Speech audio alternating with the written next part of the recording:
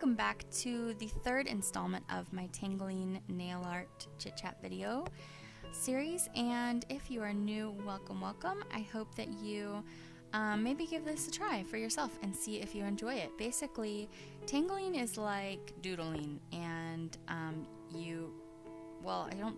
most people do it on their paper. Like, it's not something specifically for your nails, but I've kind of crossed it over because I really love nail art, and when I discovered tangling, I thought that would be really perfect for nail art because I like really geometric designs on my nails. It's just aesthetically pleasing to me.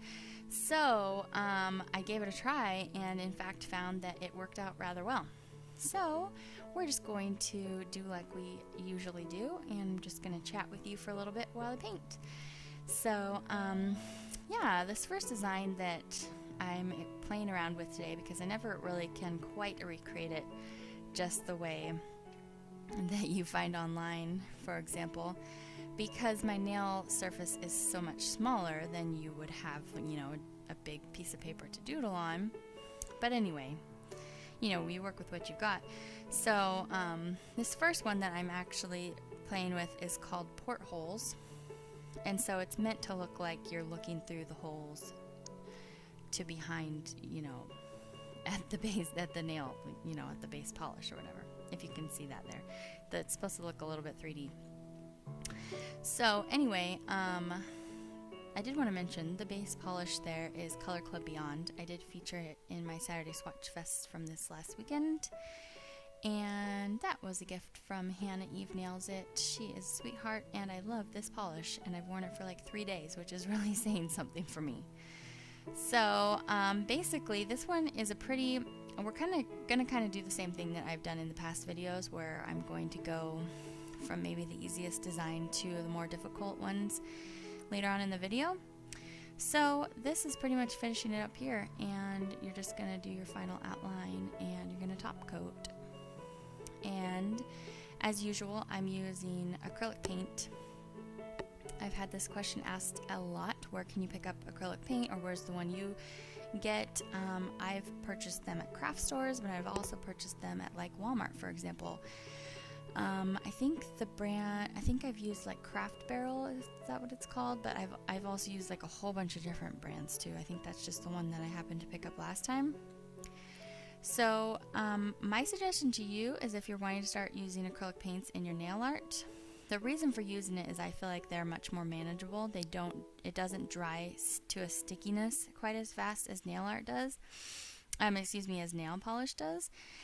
And you don't have as wide of a range of colors as your nail polish collection probably, but you can always just mix everything. You can mix it with white, you can mix it, a little bit with black to make it a darker color. You can just mix everything. So I highly recommend using acrylic paint. I just feel like it's easier to use, it's easier to manage, and if you make a mistake, you can just get a little bit of alcohol and wipe it off, and it won't destroy your nail polish underneath. So yes, I would suggest just going to your Walmart or your craft store and picking up some acrylic paint and giving it a try. And then you'll know if you like it. And if you don't like it, well, then you don't like it. You can go back to using your nail polish. The other thing that's nice is to thin out your acrylic paint. All you need is water rather than nail polish thinner. So it's just a little bit easier. Anyway, this design that I'm doing right now is based off of the design called Intersection.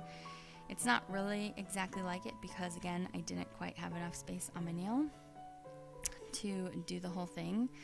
It's supposed to have like one more level of these different triangle shapes, but hey, we just work with what we got. We just make it work for us, and be forgiving of yourself, because nobody's nail art is perfect. Even though I follow these girls on Instagram, that's one of my favorite things to follow is, if you looked at my Instagram, it's like all nail art, some like swatchers, just a few polish swatchers, but it's mostly like all nail art, unless it's just my friends. So yep, I follow a lot of nail artists, and they are doing some incredible work. I mean, these ladies are so talented, so amazing at getting these small features in this small location. if any of you have tried nail art, and hopefully you have, and probably many of you have, you'll know it's quite difficult to get the lines that you want in such a small space. So sometimes it feels like I need like one of these big magnifying glasses right in front of my face. That's actually probably not a bad idea. But anyway, where was I even going with this? I don't know. What were we talking about, girls? We were talking about Instagram? I don't know. But anyway, we're getting to the end of this design here, and I'm just firming up these last this last bit of line work, and then I'm going to be going back in with my holographic base coat to fix some of the purple that went out a little bit farther than I wanted. And this one's basically done, and we're going to top coat it. And yeah. So the last one that we are going to do is, well, we're not going to do it, but I'm going to do it. It's based off of the design called Nipa or Nipa. I'm not really sure. It's spelled N-I-P-A. And basically, you're just going to do these dots of different sizes. You could use a dotting tool for this, but hey, I already had this brush out.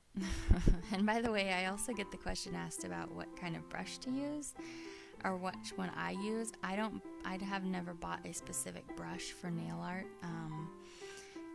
Well, I take that back. I think a long time ago I bought one off of like, you know, one of these companies that just sells a lot of different nail products and things like that. I don't know what it's called, but you can also find the same kind of thing on Amazon, where you can get like a whole bunch, 11 brushes or something, nail art brushes for like $3 or something. That's fine and stuff, but what I actually found, that's actually a really good spot to get like striping brushes, where you need the really long, thin pieces of hair. I'm blanking here. Bristles or whatever for your really thin lines. However, for your very small detail work, I basically just buy any old brush, and then as you can see, I just cut it way down. So if you look there at the base of my brush where it connects up to the metal, was a much fuller brush, and you just cut it down and cut it down and cut it down and cut it down until you have the amount of hair on your brush that you want. So anyway, this one here that I'm doing, you make your dots, and then you are putting these wavy lines as if they were behind the dots. So I'm not really sure why you wouldn't just do the dots first, or the lines first. It seems like maybe that would be simpler, but that's not the way that they explain it online. So, you know, hindsight, you know, you can see things a little clearer maybe, but whatever, it all works out, right? So now I'm just outlining the dots, and we are nearing the end of this design.